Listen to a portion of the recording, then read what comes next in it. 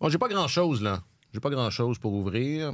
On est à quelques... Non, mais je suis... Transparence. Ça va être beau. Ça va être bon, hein? Au mois de janvier. Oui, c'est ça.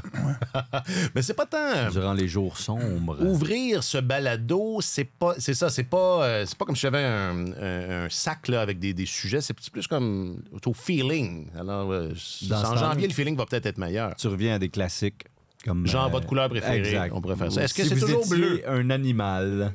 Est-ce qu'on l'a fait, ça? Oui, on a dû le faire. Sûrement. Ouais. C'est toujours pas. Je m'en veux d'ailleurs quand, vendredi dernier...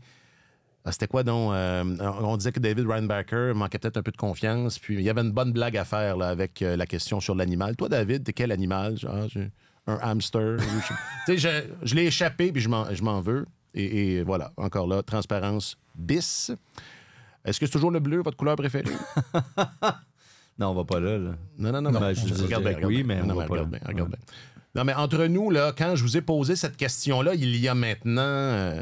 Comme 7 ans. Ouais. Ça va, ou du moins, on entame notre 7e saison. Là. Pensez-vous qu'on entameriez ça, une 7e saison? Non. Non? Après le premier épisode, tu t'es dit, pas sûr qu'on va se rendre jusqu'à Noël. Quand la première discussion d'ouverture apportée sur la couleur, Mais quand ça commence, ces projets-là, on ne sait jamais quand ça va se terminer, mais c'est une belle aventure. Qui se poursuit donc, puis je sais que je l'ai mentionné lors de notre retour, mais en même temps, je l'ai dit ça aussi, mais une saison de hockey, c'est comme ça commence constamment. Il y a le camp des recrues, après ça, il y a le tournoi de golf. C'est un éternel recommencement. Sauf que là, mercredi soir pour le Canadien, mais mardi... ailleurs, en Amérique du Nord, dans la Ligue nationale de hockey. Ça a comme déjà commencé. Ça va commencer pour la dernière fois cette année. Disons ça comme ça. Je vais vous dire que je suis content de faire ça avec ça. Apparemment. Puis bonne saison, messieurs. Puis pour une 7e fois. Peut-être que 7e, chiffre chanceux. Peut-être que, je sais pas. Peut-être que ça augure quelque chose de... On va partir sur une apothéose après la 7e saison. Peut-être. Ouais. OK. Bon, aujourd'hui, voici votre édition 24-25 du Canadien. C'est étroit dans l'Atlantique. Et la saison commence ce soir, bis. C'est tellement OK, épisode 342.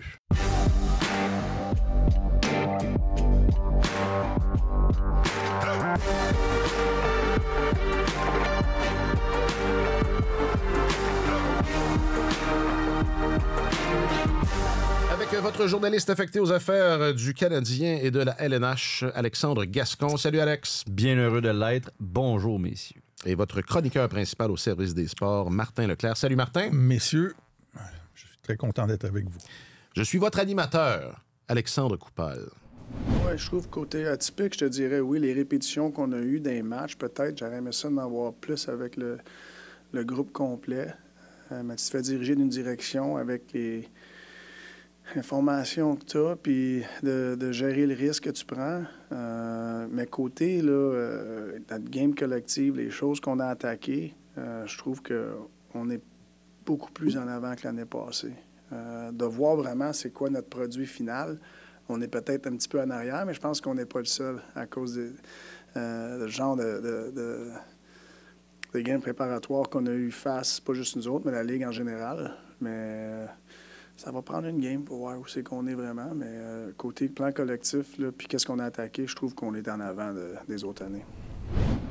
Où étiez-vous quand la Ligue nationale a commencé à avoir peur des matchs préparatoires? Mais qu'est-ce qui s'est passé cette année? On a peur? On a peur maintenant? Ben, je pense que c'est un peu un concours de circonstances là, où il y a eu beaucoup de blessures à des joueurs clés, des joueurs importants. Ben là, 5? Oui, quand même. Puis ça, des fois, il y a un effet d'entraînement, ça fait boule de neige. C'est le synchronisme aussi de la chose. Ça arrive à Drew Doughty. C'est un jeu banal qui aurait pu être évité. Mais 2 jours après, environ 3 jours après, à Patrick Laine. Puis là, tout de suite, on s'est mis à en faire grand cas. À Montréal, mais pas seulement ailleurs aussi, dans les balados qui portent sur la Ligue nationale en général, c'était vraiment les sujets de discussion principaux. Et je pense que ça s'est emballé un peu à cause de ça. Puis là, on s'est mis à avoir une conversation, je dirais, sur la pertinence du camp d'entraînement ou quelle pertinence on doit lui accorder, comment l'encadrer ou pas, est-ce qu'on peut réduire les matchs, à quel point les joueurs ont besoin de répétition, pour reprendre un mot à la mode afin d'être prêts pour le début de la saison. Les joueurs eux-mêmes en ont parlé. C'était peut-être un peu plus craintif. On est peut-être à une époque aussi où ils vont pas hésiter à dire moi, j'en ai pas nécessairement besoin plus que ça. T'sais, avant, il y a tout l'aspect aussi. Avant, on arrivait dans un camp d'entraînement, puis on n'avait pas nécessairement passé l'été à s'entraîner. Là, c'est plus le cas aujourd'hui. À peu près tout le monde est fin prêt là, quand ça commence. Il s'agit juste de chasser la rouille un peu, puis de retrouver son timing. Alors, je pense que ça a fait en sorte que la conversation a eu lieu parce que le contexte s'y prêtait. Ça aurait probablement pu avoir lieu avant. C'est juste que c'est ça. C'est arrivé cette année. Puis après ça, ça vaut la peine de se poser la question. Ouais. Légèrement. OK. Nous, on en a déjà pas compris. On en a parlé. Il reste que ça va en prendre des matchs préparatoires. Le calendrier disparaîtra pas. Moi, ce qui m'a vraiment étonné, c'est le match de samedi là, contre les Sénateurs. Oui, c'est de ça que je parle. Oui, ça, c'est ton dernier match préparatoire. Normalement, tu envoies une équipe de hockey. Celle qui va commencer la saison, là, à peu près. On s'est parlé. Kent Hughes a parlé. Saint-Louis avait peur. Non, c'est ça. Il y a une espèce de... C'est mélodramatique. Là, cet aspect-là dépasse un peu J'ai lu que les Sénateurs avaient fait la même... n'avaient pas utilisé non plus... Non, exact. Ils ont fait le même calcul. L'an passé. Non, mais l'année dernière aussi. Je me souvenais pas de ça, mais enfin... T'sais, moi, je me disais, samedi, on va avoir une bonne idée, on va avoir une meilleure idée. Puis finalement, j'ai regardé le match, là, mais je m'étais dit que j'avais mieux à faire que regarder un sempiternel match impliquant 50% de joueurs qu'on ne verra pas cette année. C'était pas un grand match. Je pense que la décision du Canadien avait plus à voir avec ce qui s'était passé avec les Sénateurs lors des matchs pré-saison, lors du match précédent, pré-saison cette saison, mais la saison, pour terminer le calendrier pré-saison, l'an dernier aussi, les joueurs s'étaient fait brasser pas mal. Donc, on s'est dit, si les meilleurs joueurs des Sénateurs sont pas là et qu'on est pour avoir ajouté 2 trios de la Ligue américaine qui vont nous juste nous bardasser, comme si c'était un match de finale de la Coupe Stanley, on est mieux de ne pas envoyer nos joueurs là. Mais c'est particulier quand même qu'une équipe décide de sa préparation pour la saison en tenant compte de ce que l'autre équipe va faire. Absolument. Et je suis surpris.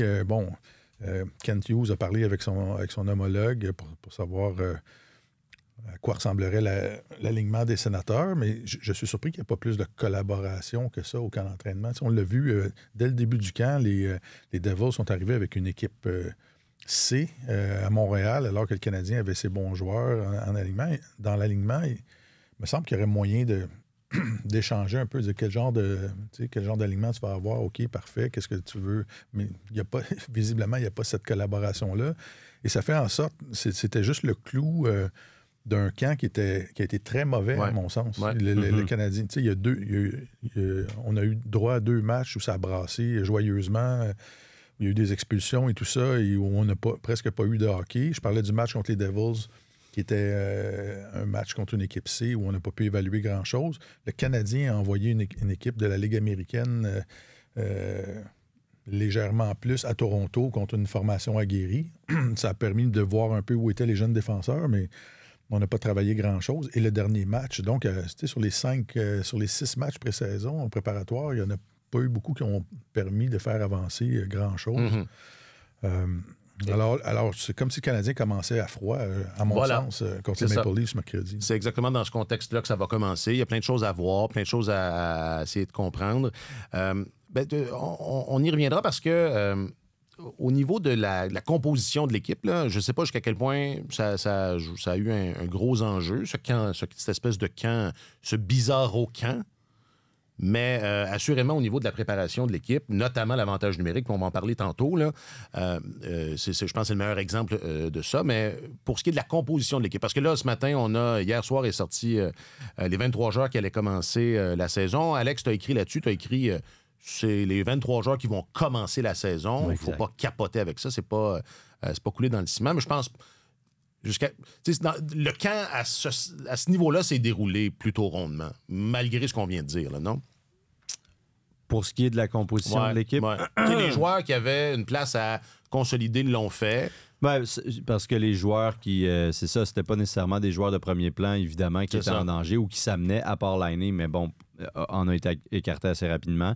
Alors, pour tous ces joueurs-là sur la bulle ou en train de lutter pour un poste, eux ont eu l'occasion de jouer en masse, Joshua Roy, on va en parler certainement, a disputé 5 des 6 matchs préparatoires. Donc, c'est pas qu'il a manqué, lui, d'occasion de se faire valoir. Alors oui, de ce point de vue-là, ça s'est passé plutôt rondement. Il y en a plein qui ont été capables de se démarquer. D'ailleurs, il y a 3 recrues qui vont amorcer la saison à Montréal. Tu sais, c'est énorme quand même. Là.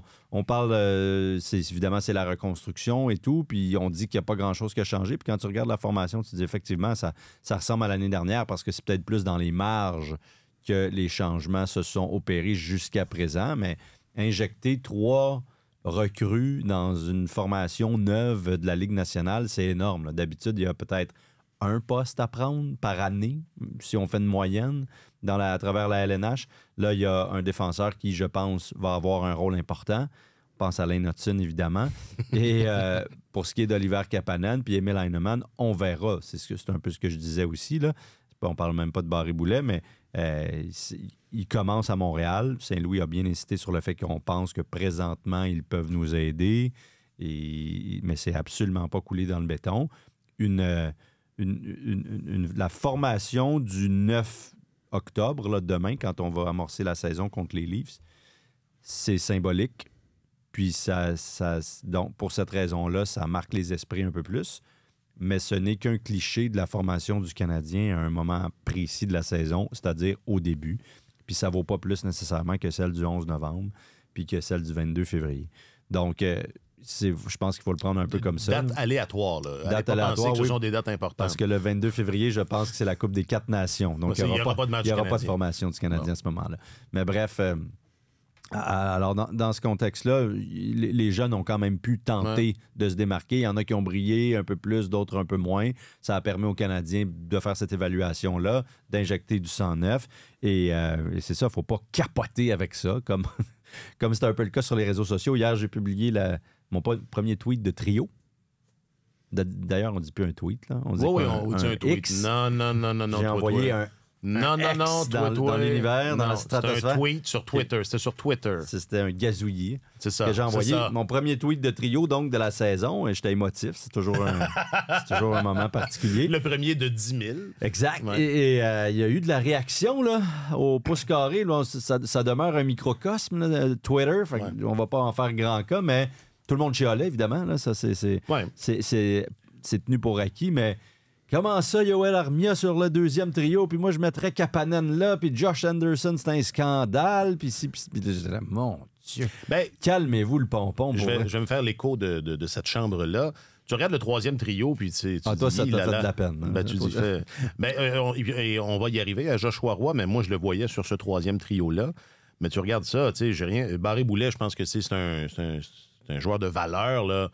Mais je sais pas, il me semble que tu veux le voir sur le troisième trio quand il y a déjà 2-3 blessures, là, non? Je sais pas, il me semble que c'est précoce un peu. Il a pris la place directement de Joshua Roy. Roy a commencé à l'aile gauche de ce trio-là, son camp préparatoire. C'est peut-être le début de l'instauration d'une méritocratie. Avec la façon de gérer qu'on avait vu au cours des dernières saisons, quand un jeune arrivait et qui faisait le moindrement bien, il était pas mal coulé dans le ciment, dans l'alignement, puis vas-y, fais tes erreurs, on est content de ce que tu fais. Puis là, arrive un gars de 27 ans qui a développé un rôle de joueur que tu rappelles quand tu as des blessés ou un joueur de soutien dans la Ligue nationale. Là. C'est un gars avec des habiletés offensives, Barré-Boulet, mais il n'a pas réussi à s'établir dans la Ligue nationale. Et lui est arrivé, il y a eu un camp constant, il faut lui donner ça. Et moi, quand je faisais l'analyse au début du camp, je me disais, l'équipe est encore en reconstruction. Ce genre de joueur-là, on va le laisser jouer. Puis son rôle, ça va être après le début de la saison, quand ça ira pas, qu'il y aura des blessés, il va revenir, mais on va laisser la place aux jeunes encore. Et donc, c'est un coup de semonce là, pour les autres. Dorénavant, c'est ça. Tu regardes ce qui est arrivé à Joshua Roy, tu es capable d'en donner plus, tu ne l'as pas donné. Et il y en a un qui a fait mieux que toi, donc la devise, c'est que tu fais pour moi récemment. Alors, c'est peut-être ça. Je souhaite que ce soit ça, parce que c'est important qu'il y ait ça au sein d'une équipe de la Ligue nationale, mais quand tu regardes, c'est ça, la profondeur de l'alignement, est-ce qu'il n'y a pas beaucoup de marge pour faire ça? Alors, on verra ce que Heinemann va faire. ce que Kapanen va faire. Je n'ai pas trouvé qu'Henneman avait connu un camp extraordinaire. Quelques flashs, mais même au match des recrues contre les Maple Leafs de Toronto, je trouvais qu'il ne ressortait pas dans cet environnement-là. Alors, écoute, on verra ce que ça donnera, mais ça reste une équipe qui aspire à lutter pour une place en série, qui n'a pas d'ailier droit de deuxième trio. Et après ça, ça déboule assez rapidement. Tu regardes à droite, là, c'est mince. C'est plus faible un peu. C'est mince. Cela dit, je fais une parenthèse, puis peut-être régler. C'est ça. On va être d'accord, tout le monde, pour dire, je pense que Barré-Boulet a eu un meilleur camp que Roy. Oui. Puis, si, comme Martin le dit, c'est la situation ponctuelle, c'est le résultat qu'on veut instaurer. T'as une place au mérite. C'est certainement de façon positive là, d'envisager la chose. Cela dit, c'est ça. Moi, dans le fond, ce qui me désemballe, pourquoi pas? Ce qui me déballe. Ce qui me déballe, c'est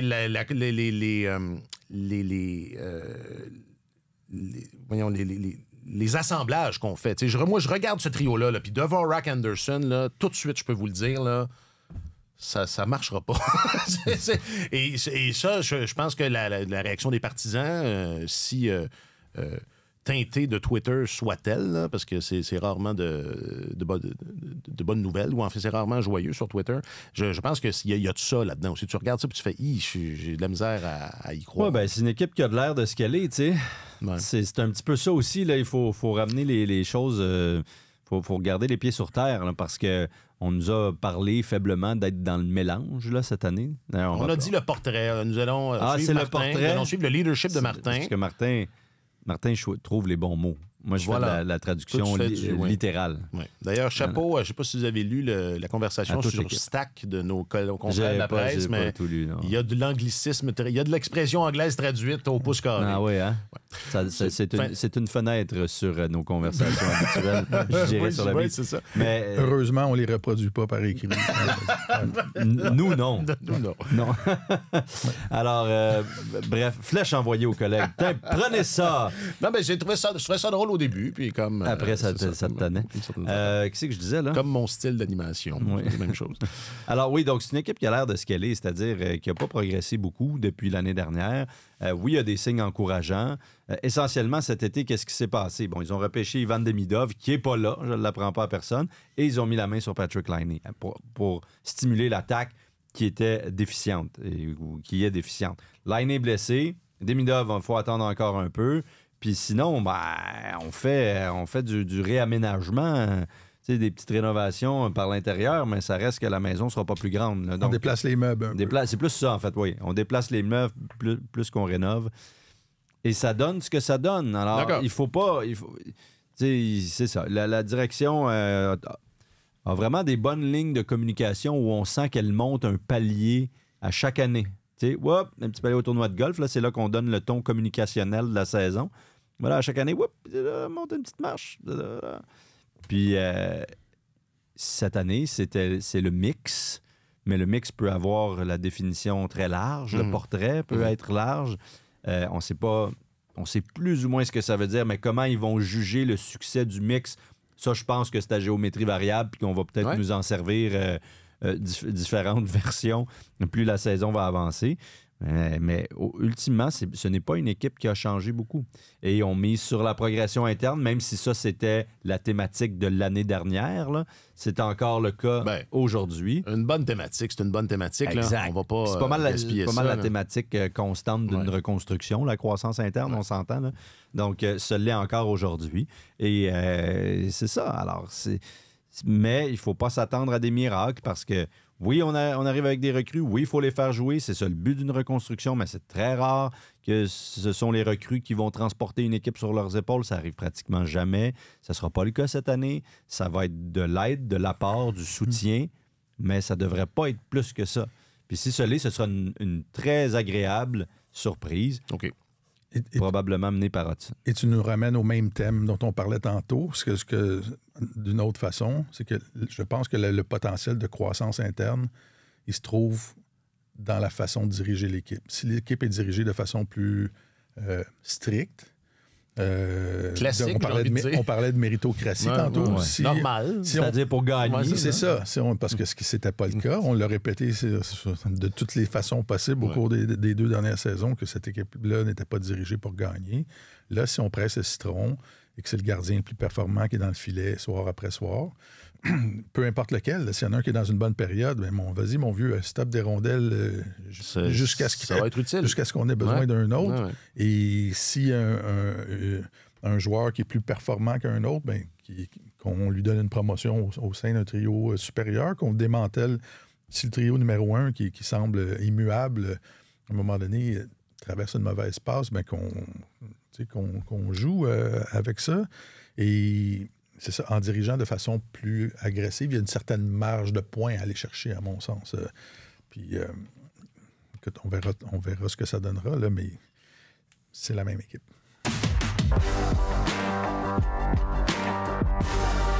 Bon, c'est un des grands chantiers et ça inquiète Martin. Hein, Martin, je te sens inquiet. Ça t'inquiète. Ben, l'avantage numérique du Canadien, là, je te sens... Je suis pas rassuré. Ça fait... Et il y a de quoi? Écoute, on s'entend, je dors très bien le soir. Je m'inquiétais de ça, tu me rassures. Mais je trouve ça très particulier que l'avantage numérique soit devenu un sujet de préoccupation. Oui, moi aussi quand même. Durant le camp d'entraînement, alors que habituellement, on commence à parler de ça après 2-3 semaines. Ouais. Dire, oh, là, ça marche pas. Ça marche pas ou ça va bien.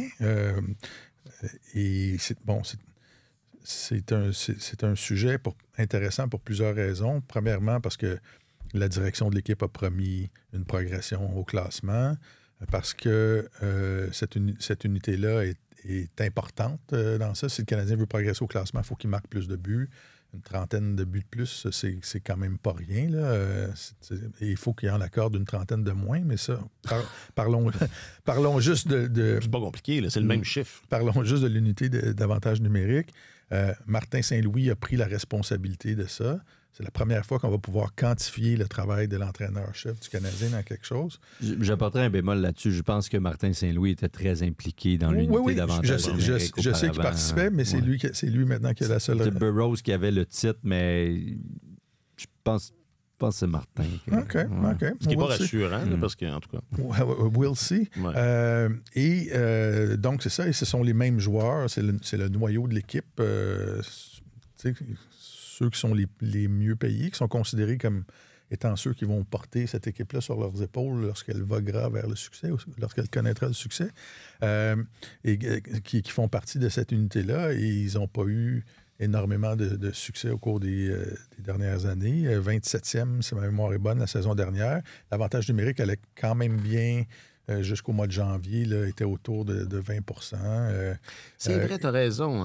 La première moitié de saison, quand Monahan était là.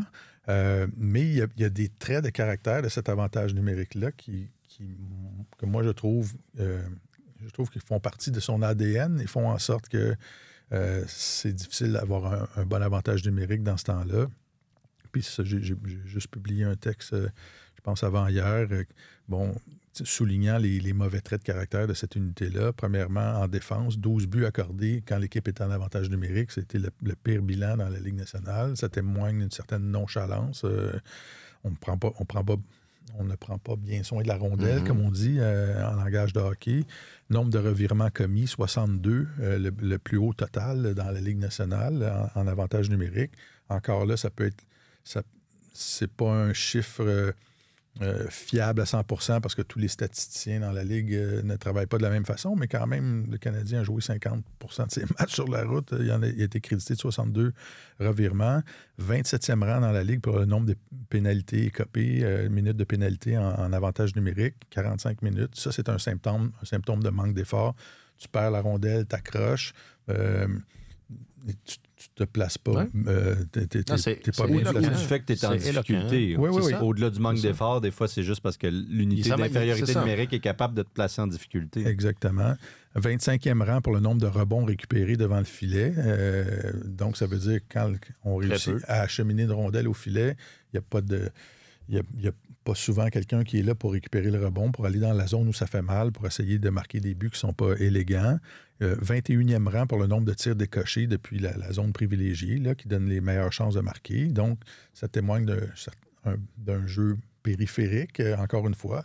C'est dans le même thème que les rebonds. C'est tout, oui.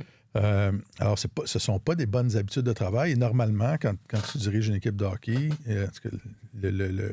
ce qu'on essaie de transmettre aux joueurs, c'est qu'il faut que l'effort soit même accru ou au moins égal à ce qu'on déploie à 5 contre 5 quand on est en avantage numérique pour vraiment tirer avantage du surnombre qu'on a. Si tout le monde lève le pied un petit peu, t'as pas vraiment...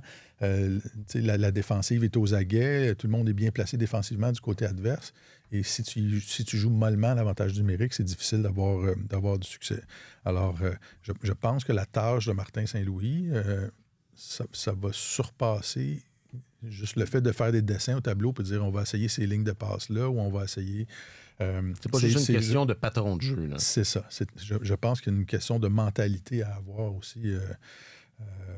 alors, on verra. Et fondamentalement, si tu regardes les 5 avantages numériques de la Ligue qui fonctionnent le mieux, ceux de la saison dernière, le Tampa Bay, Edmonton, etc., ils ont des tireurs d'élite qui sont postés dans le haut des cercles de mise au jeu et qui ont des tirs sur réception absolument foudroyants. Là, des Pastrnak marquent souvent comme ça. Stamkos, Kucherov. Draisaitl.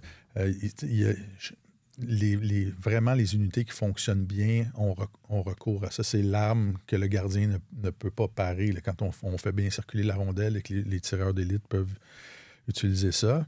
Et c'est pas une arme qui est prédominante chez le Canadien. Là. Il y a Caulfield qui est déployé sur le côté gauche. Il est trop loin? Il est assez périphérique, mais il n'utilise pas beaucoup cette arme-là. Il essaie souvent la petite très prévisible aussi. Là. Oui. Alors, il faudra voir. Ils vont sans doute trouver des patrons de jeu qui vont leur convenir. Il y a Slavkovski qui a commencé à travailler un peu sur le tir sur réception, mais je pense que c'est un passage obligé. Il y a une corrélation très forte entre le rendement de l'avantage numérique et le succès, le positionnement au classement en fin de saison. Mais il y a des choses fondamentales à changer. C'est pour ça qu'on va surveiller ça de près cette année. C'était tout un exposé, Martin, quand même. Non, mais toutes les données que tu as données sont super cohérentes ensemble. Là, en fait, ça nous décrit, c'est ça, une unité qui est sous-performante depuis longtemps. Puis moi, c'est pour ça que je suis inquiet, bien plus que... Je m'en fous un peu qu'il soit 0 en 30 dans le camp préparatoire. Là. Honnêtement, c'est... Ça veut dire c'est parfait, ça sert bien notre propos. Mais comme Martin Saint-Louis, ça, j'ai trouvé ça très drôle. Saint-Louis a dit hier, ça me dérange pas du tout parce qu'on n'a rien montré aux équipes encore sur notre avantage. Pour les surprendre. Mais au-delà de ça, c'est le 0 en 30, ça me dérange pas parce que l'unité d'avantage numérique a disputé 2 matchs. Là. Okay? Matheson et compagnie. D'ailleurs, quand on lui en a parlé à Tremblant, il a dit chill out. Chill out. Je pense que c'était un peu tôt pour dire que ça clique pas. Il hésitait entre citer Carey ou Michel. Il hésitait entre le chill out ou le... OK. Hey. Entre citer Carey. OK, t'as parlé... Mais c'était Carey. J'ai compris citer Carey. Entre citer Carey Price, et Michel Terrien. De Michel, oui. Donc, mais ça, je suis assez d'accord avec lui pour dire on s'énervera dans une semaine ou 2, mais on va s'énerver dans une semaine. Regarde-nous bien. Inquiétez-vous pas. Regarde-nous bien s'énerver dans 2 semaines parce que ça risque. Fait prêt. Bon, ça pourrait bien partir, mais il y a quand même des chances que ce soit difficile parce que c'est une unité sous-performante depuis longtemps maintenant. Comme Martin en a fait la description, il y a eu plusieurs moutures dans les dernières années, évidemment, mais là, ça fait un bout de temps que ça commence à faire un bout que c'est cette gang-là qui joue ensemble. T'sais, Matheson, malgré tout, a été très productif. C'est le 8e défenseur le plus productif l'année dernière en avantage numérique avec 28 points. Le meneur est Makar à 39, mais... ce sont toutes des super vedettes, les 6 premiers. Puis là, 7, c'est Shane Gostisbehere, le Ghost, le spécialiste de la chose. Puis après, ça décroît un peu en termes de qualité d'ensemble du joueur, si je peux dire. Ouais. Mais ça reste qu'il a été capable de produire. Mais moi, je le vois quand même pas comme un grand corps arrière nécessairement. Il y a des lacunes défensives qui ont probablement mené à certaines des punitions ou des fois où le Canadien s'est trouvé en mauvaise posture. Et ça, sans ça, ben, tu peux pas. Je sais que c'est de l'histoire ancienne puis qu'on l'a déjà dit, mais Canadien, depuis le départ d'Andrei Markov, Et a ça commence à faire. depuis Depuis le départ de Serge Chavard, pas le DG, là, le défenseur. Ouais. Ben, c'est le même C'est le homme. même gars, là. Ouais, Ça c'est juste qu'il y avait s'appelle- deux jobs différents. Ça s'appelle la maladie de David Schlemko. C'est ça, le Schlemmer. C'est vrai qu'il a fait un petit tour sur l'avantage numérique. Hein? Je On me avait suis- même ramené Mark Streit, un Mark Streit de comme 41 ans cette année-là pour Ouais. la fameuse année du comité. Là, ça, on s'en Ils rappelle. avaient une meilleure défensive. Moi, je vais m'en rappeler toujours. C'était ma première année complète sur le beach. J'étais arrivé un peu avant, mais c'était mon premier tournoi de golf. Ça partait fort. Et, il y avait Joe Morrow aussi. Vous Ouais. rappelez-vous Joe Morrow, Ben oui, l'ancien ancien choix de choix de premier tour ouais, des Bruins, des Bruins, que ouais. Claude avait rapatrié. C'était costaud dans le- et tout. Il y avait Ouais, plein de promesses. Il y avait tout. Alors, bref, depuis ce temps-là, Montréal, c'est tout le temps là, entre 25 et 30, 32. Là. Et en globalité, même, là, je peux vous le dire, là, ça se dit pas en globalité. Je pense pas. Globalement. Non. Globalement, en avantage numérique depuis cette époque, OK? Le Markov, donc. Oui, depuis son départ, le Canadien est 29e. 29e, en fait, est à égalité au 31e rang. Le 29, 30 et 31 sont à 16,8. Tu pourrais résumer ça en disant... sont pourris. Fait partie de ce qu'il y a de pire. Exact. Ouais, Ils OK. sont pourris. Et, Alors, et la notion d'avoir deux bons avantages numériques a pris le bord. aussi. complètement. complètement. Ben là, oui. Parce Ben que là, avec l'absence de Lainé. le- Mais tu sais, Non, mais... Non, je t'interromps. Je prends la décision de t'interrompre parce que tu parlais de méritocratie tout à l'heure. Moi, je parlais de casting quand je regardais... Parce que quand je regarde le troisième trio à 5 contre 5, c'est pire encore, mon impression, quand je regarde la deuxième unité. Puis tu parlais de méritocratie. Va falloir bien... Je sais pas ce que tu as vu à l'entraînement parce que Saint-Louis a dit ça aussi. Ils sont On s'est entraînés, pratiqué, on l'a pratiqué à l'entraînement. hier, lundi, pour la première fois du camp. Mais je sais pas, là, mais il va falloir que... Alors, la deuxième unité, pour ceux qui nous écoutent ou nous regardent, c'est Brendan Gallagher qui joue proche du filet. Alors, Yoel Armia sur un flanc, qui lui permet de décocher là, sur réception, donc son côté opposé. Alex Newhook dans l'enclave, donc position de bumper. Alex Barré-Boulet de l'autre côté. Qu'on aime, là. Et Lane Hudson Ouais. comme corps arrière. Donc, c'est sûr que tu regardes ça vite de même, puis c'était un peu inquiétant. Là, évidemment, le Canadien a perdu Lainé qui était supposé représenter une menace Sur une deuxième Ouais. unité. Est-ce qu'il faut peut-être donner une chance puis mettre Kirby Dach sur la deuxième unité si tu veux équilibrer ça? Alex, on en jasait hier. Mettez au pire deux défenseurs. Mettez Justin Ouais, pourquoi Barron. Justin Barron ne joue pas avec Hudson? Il me semble c'est une option. Ben, Ou Jack à la limite. Quand tu vois Gallagher puis Barré-Boulet puis tout ça, tu te dis Merci. pourquoi pas? Merci. Honnêtement, Martin, qu'est-ce que tu pourquoi penses de pas? ça? Ben, je pense que tu peux pas prétendre avoir deux bons avantages numériques ou tenter d'équilibrer tes avantages numériques si Dak joue au sein de la première C'est impossible. vague. Là, c'est ça. c'est un joueur important. Moi, je me disais, OK, une deuxième unité avec Hudson et Dak, Newhook. On peut construire autour de ça, ouais. Tu peux peut-être broder quelque chose, mais là, clairement, on a décidé de Tous nos œufs dans le même de panier. placer tous les œufs dans le même panier. Puis, Ça peut être un panier ça peut être un gros panier. Là, on en parle depuis 15 minutes. Là. ouais, puis on parlait de corps arrière tantôt. Je me disais, s'il y a deux unités équivalentes, à un moment donné, Hudson va pouvoir remonter le courant puis peut-être démontrer que c'est lui le meilleur corps arrière pour l'avantage numérique. Mais là, S'il joue 22 secondes. il se battra pas à armes égales, là, donc ça va être Matheson toute la saison. Puis j'aime bien Matheson, mais ce n'est pas un corps arrière d'avantage numérique. Je sais pas si ça va être Matheson toute la saison, honnêtement. Là. Je pense que tu peux pas. Il y a tout, quand même, oui, il y a la méritocratie, mais il y a la hiérarchie du club aussi. Puis je pense que tu peux pas tant mettre Hudson pour partir la saison, première vague Ouais, d'avantage non, c'est numérique à la correct, place de Matheson. Le Ça- respect c'est envers une le question de vétéran. respect. Ouais. Puis bon, il a quand même amassé 62 points l'année dernière. Mais si tu ne places pas Hudson dans une situation où il va pouvoir démontrer qu'il peut déloger l'autre, il ne Non, délogera exact, pas. non. La notion de respect va s'imposer Ouais, encore. mais tu sais, si l'avantage numérique est à 16 % après le mois d'octobre, ben là, ça devient facile de justifier l'arrivée d'Hudson. D'essayer autre chose. D'une nouvelle Même expérience. si tu ne l'as pas vu dominer dans ces 20 secondes de fin d'avantage numérique, tu te dis au moins, comme entraîneur, j'imagine que Saint-Louis pourrait se dire j'ai la légitimité. T'sais, les joueurs vont le comprendre. Que je tasse Matheson puis qu'on met Hudson à la place. Moi, je pense que ça va arriver, honnêtement. Je pense pas que Matheson va piloter cette unité-là toute l'année. Je pense que ce serait un échec si le pilotait durant toute la saison, parce que on a un talent rare, je pense, pour animer cet avantage-là.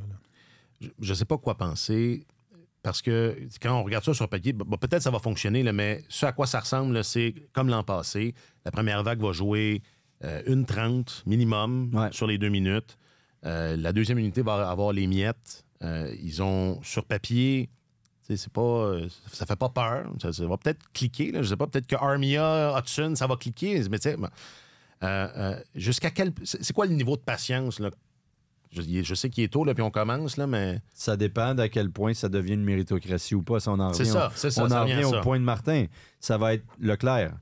Parce que Saint-Louis, lui, s'il a décidé ou si on lui a donné le feu vert pour dire, regarde, tous les matchs, tu les gères pour les gagner, le niveau de patience ne sera pas très élevé parce que tu n'as pas de temps à perdre, surtout avec le début de calendrier du Canadien. Puis quand tu regardes ça, une reconstruction, ça peut se mener autrement. Je pense que John Tortorella et les Flyers en sont un bon exemple. Lui, c'est let's go. Exact. La corde est serrée autour du cou, puis il n'y a pas de relâchement. Il y a ses qualités, il y a ses défauts, mais il a quand même permis à un groupe de surperformer l'année dernière. Martin a une approche complètement différente, beaucoup plus axée sur les individualités, si je peux dire.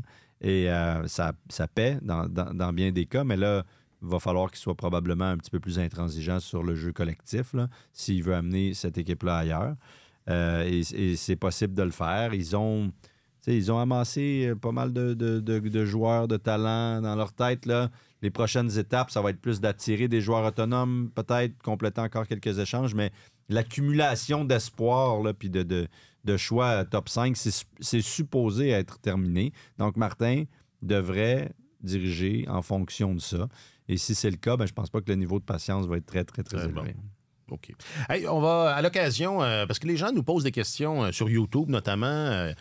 Et on n'est pas en direct. On s'excuse. On est. Même que quand vous nous écoutez lors de la première diffusion sur YouTube, on dort. Peut-être pas, là, mais on fait d'autres choses.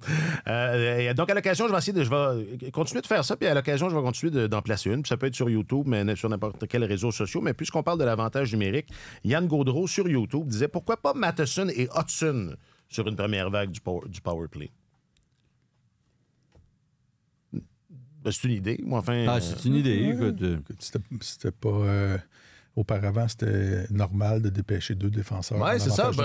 C'est devenu une mode d'utiliser 4 attaquants puis un quart arrière seulement parce que maintenant, on a une formation parapluie. Donc, on a un défenseur qui se poste à la ligne bleue au milieu de la zone qui distribue les rondelles de chaque côté. C'est comme ça qu'on essaie de créer de créer des chances de marquer. C'est ça qui donne le plus haut taux de succès en avantage numérique, le tir sur réception posté là. Donc, ça veut dire qu'il faudrait placer un des deux. Il faudrait que Matheson soit le gars qui décoche là, un peu. Là. Ouais. Mais tu peux jouer à Barron, Jacky aussi. Ouais. Je pense que ces deux-là, c'est comme tu dis, Martin, avant, il y avait toujours, pas toujours, Jacky, je pense qu'il est peut-être mieux d'essayer de se concentrer à jouer en infériorité numérique puis à gérer son jeu d'ensemble là, à 5 contre 5. Mais Barron, c'est un jour, peut-être, pourquoi pas. C'est pas une idée, peut-être que ça va arriver. C'est ça. Là, c'est une mode. La dernière fois que le Canadien faisait ça, c'est quand Weber était là, parce qu'évidemment, on voulait utiliser son tir. Et puis, lui, pouvait pas, n'avait pas la mobilité là, pour être celui qui distribue, forcément. Et vers la fin, ça marchait plus du tout. Là. On l'isolait. Les équipes adverses l'isolaient, puis ils touchaient presque jamais à la rondelle. Exact. Donc, ça prend plusieurs menaces. Il s'aligne avec... Il s'aligne pas, mais...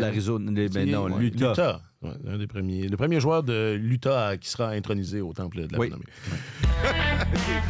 Après Twitter, Facebook, Instagram, Snapchat. C'est vraiment avec ça. OnlyFans. Le tweet, le book, le gram. Questions du public, réseaux sociaux. Questions du public, réseaux sociaux.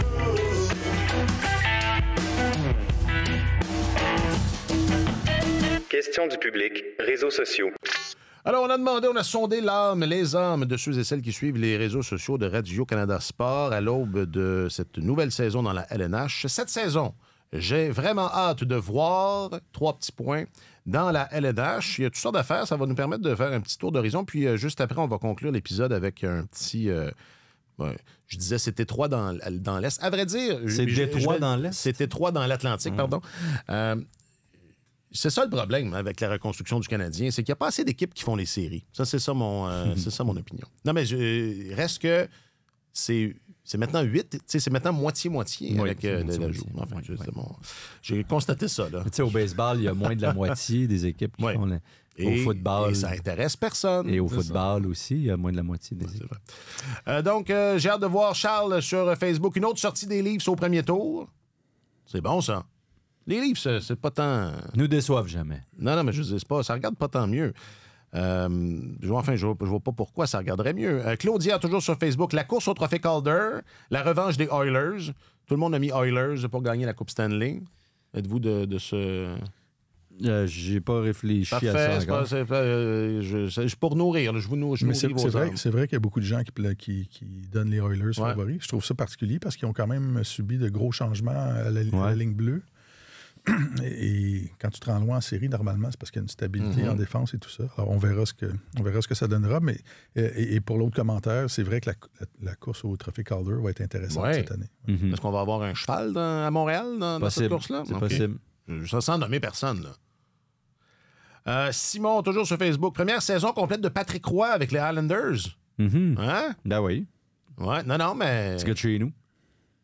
Est-ce que les Islanders vont être dans le parterre? Les Islanders, c'est difficile. Là. C'est une équipe un peu rapide. Mon boy, Pierre Engvall. Ben oui. Au balotage. J'ai pensé à toi en plus. J'ai pensé à toi.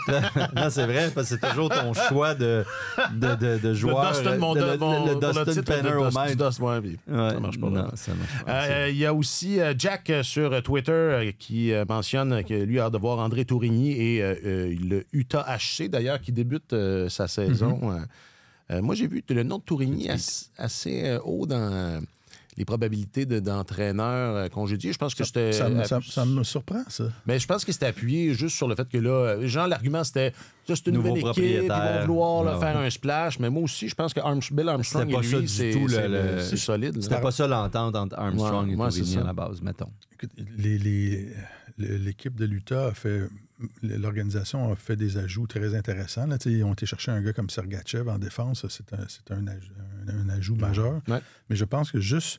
Il y a plein d'études scientifiques qui ont été faites à travers le temps pour démontrer que l'équipe à domicile est avantagée. Quand tu as le soutien de la foule, ça améliore la moyenne de succès d'une équipe. La pandémie a permis de démontrer que quand la foule n'est pas là, l'avantage du terrain est perdu complètement.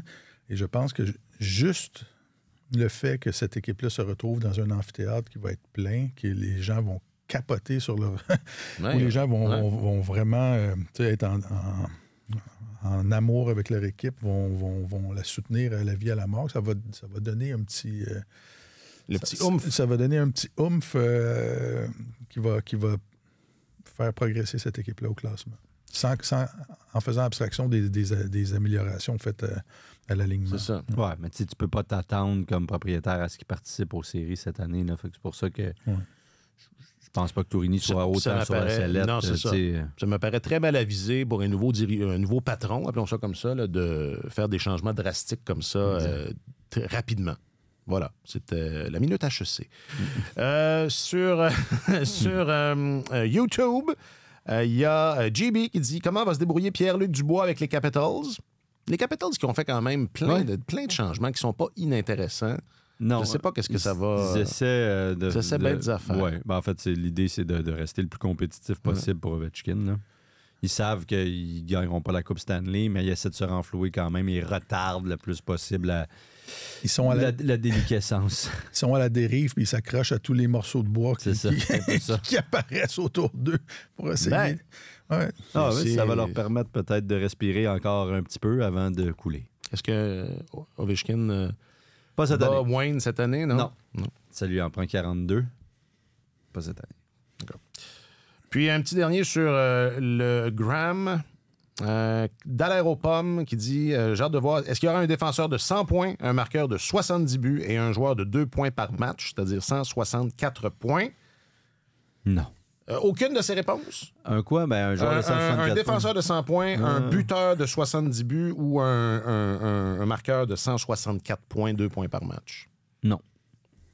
Non! À toutes. 3 prises. Non vous à êtes tous. retirés. Tu sais, quand tu peux cliquer ça, mettons, non à tous. Sélectionnez tout. Pas sélectionner tout. Supprimer. Non.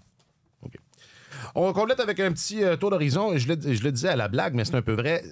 Ça reste que si les Canadiens veulent être dans le portrait, c'est un portrait où il n'y a pas tant de place. Non, c'est ça le problème aussi. Là. Je pense qu'année après année, depuis 4-5 saisons, Tampa Bay, la Floride, Boston et c'est qui l'autre équipe? Toronto.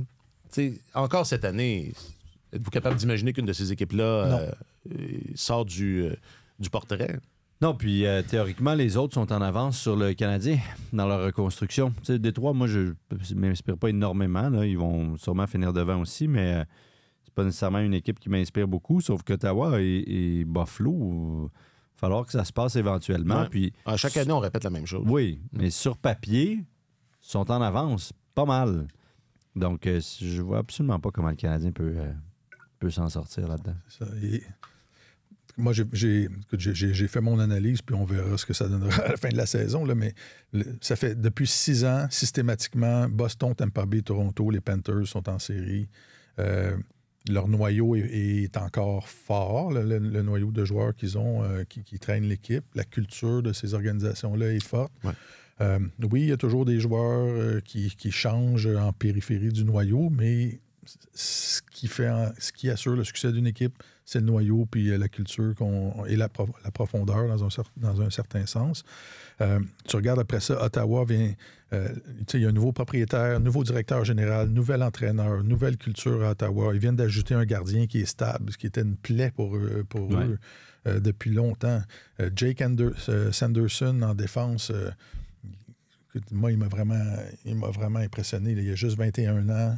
Il va enlever du temps de jeu.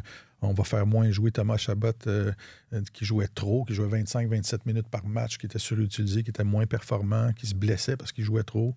Shane Pinto va pas rater la moitié de la saison. Josh Norris ne ratera pas, on l'espère pour lui, la moitié de la saison en raison d'une autre blessure à une épaule. Tim Studzla commence sa 5e saison dans la Ligue à 22 ans. Là, les bonnes années s'en viennent. Et ce qui tuait Ottawa année après année depuis longtemps, c'est qu'ils connaissaient des débuts de saison affreux. Cette équipe-là n'était pas prête quand le premier le coup de départ se donnait. Et c'est une équipe lourde qui est difficile à affronter, qui est capable de jouer de façon robuste. Donc, moi, je pense que c'est l'équipe qui va cogner le plus sur la porte pour essayer de se faufiler. Là. S'il y a une des quatre grosses formations qui trébuche parce qu'il y a un 500 matchs ratés en raison de blessure ou quoi que ce soit, c'est Ottawa qui est en avance. Je pense que c'est Ottawa qui est le mieux placé. Buffalo s'est stabilisé en défense la saison dernière. Ils ont fini pas loin du top 10 de la Ligue en défense, mais ils n'ont pas de profondeur en attaque. Tu regardes ça et tu te dis, à part Tage Thompson qui va marquer des buts... c'est une lacune. Puis Détroit, les Red Wings ont surpris tout le monde la saison dernière. Ils ont été éliminés à leur dernier match, pendant leur match, à cause du bris d'égalité. Mais c'est une équipe qui est vieille. Il y a Lucas Raymond qui a marqué 31 buts à 21 ans. Là, mais lui et Sider, mais sinon... C'est ça. C'est une équipe de quelques jeunes entourés de vétérans. Donc, et je pense qu'ils ont pas mal atteint leur plafond. Ils ne sont pas loin de leur plafond avec les 91 points qu'ils ont eu la saison dernière. C'est une équipe qui n'aura pas l'air folle, mais ce n'est pas une équipe qui va révolutionner ou qui va menacer les 4 grosses formations de la division. Et là, tu as le Canadien là-dedans qui doit lutter avec ces 3 équipes-là qui sont en avance. Alors, si le Canadien finit 7 ou 8e dans sa division... Il ne faudra pas s'en étonner. Il ne sera pas dans le portrait. Il ne faut pas s'en étonner, mais il ne sera pas dans le portrait. Là. Tu ne peux pas dire on était dans le mix quand tu finis 7e. Sauf si, mettons, il y a 5 équipes qui se qualifient, parce que ça, c'est toujours possible. Oui. Tu peux avoir 5 équipes de l'Atlantique. 5 équipes de l'Atlantique pourraient se qualifier pour les séries éliminatoires étant donné les 2 laissés-passer. Bon, tout le monde sait de quoi je parle. Là. Qui compte autant pour la métropolitaine que pour l'Atlantique. Et puis, si tu es 7e, puis qu'il y en a 5 qui se qualifient, puis que tu es à 4 points de la 5e place, peut-être que tu aurais été dans le mix, mais on s'entend. Habituellement, quand tu es 7e, Généralement, t'es Oui. pas là. quand tu es 7e ou 8e dans ta division, tu es Puis- pas mal largué en termes de points. T'sais, nous autres, on n'en fait pas de prédiction, ça, tu le sais. On a eu ça. Ben, Je sais c'est que moi qui ai Jack, il décidé. arrête pas de nous C'est moi qui ai dans les décidé. oreilles. Pis, il y avait des prédictions. Non, on n'en Le fait pas. monde aime ça. Le monde aime ça. Mais si on en avait une à faire, je pense que tous les deux, on dirait que le Canadien va finir dernier dans sa division. Là. Jack, il dit si t'en avais 2 à faire. 3. T'es toujours en train Ça dirait d'exagérer. que. Ah non, je peux pas faire ça. J'allais nommer une compagnie. Je peux pas. Regarde, bon. Fais attention, c'est là. terminé. Fais attention. Ça va donc prendre un immense revirement, un alignement des planètes exceptionnel. Il va falloir que beaucoup de gens trébuchent dedans. Cette situation-là du Canadien est un peu comparable à quand on arrive au mois de mars, puis il y a une équipe qui est je sais pas, qui a 6 points ou 7 points de retard sur une place en série, puis on dit « Ah, mais là, c'est juste... » Ils sont pas loin. Ils sont pas loin, mais sauf qu'il y a 5 équipes devant eux. Oublie ça, là, c'est très difficile de remonter. C'est sûr que dit de même, c'est décourageant Non, mais pour le partisan, non. parce Bon, que d'une je vais- année à l'autre, c'est la même chose. Mais Non. il y a toujours un point de bascule dans cette hiérarchie-là où c'est force en présence, où on a l'impression qu'il y a des équipes qui sont là depuis l'éternité, puis que ça bougera pas, c'est immuable, puis on est coincé avec ce portrait-là. Puis dans d'autres divisions, ça s'est vu régulièrement. Et à un moment donné, À un moment donné. ça se fait. Et le choc peut être assez draconien. Ouais. Des fois, il y a des géants qui deviennent des géants au pied d'argile, Oui. qui tombent, puis la chute peut être brutale. Donc, c'est sûr que le discours ressemble à celui de l'année dernière, puis ça peut être décourageant en se disant « Mais là, Je on suis pas n'en d'accord. sortira jamais! » Non, mais je suis pas d'accord. Mais c'est pas nécessaire, c'est pas ça qu'on dit, c'est juste que pour l'instant, ça ne semble pas être encore l'année de la transition. Là. Peut-être pas. Mais là où il y a matière à réjouissance, et moi, c'est la... Comment dire? Moi, je l'ai répété souvent. Portrait ou pas portrait, c'est pas tant ça. Moi, tant que c'est le meilleur gardien qui est devant le filet, puis que Tant qu'on presse ça prend pas 2 mois avant de faire des changements, puis que, tu sais, tant que j'ai choses se l'impression... J'ai passent. c'est tout ce que je demande. Puis là, j'ai pris l'exemple du gardien parce que c'est un exemple facile, mais je suis absolument confiant. Je pense que Samuel Montembeault, c'est peut-être une carte cachée dans cette équipe-là. On aura l'occasion d'y revenir, mais si c'est ça, ça va déjà être mieux que les 2 dernières saisons.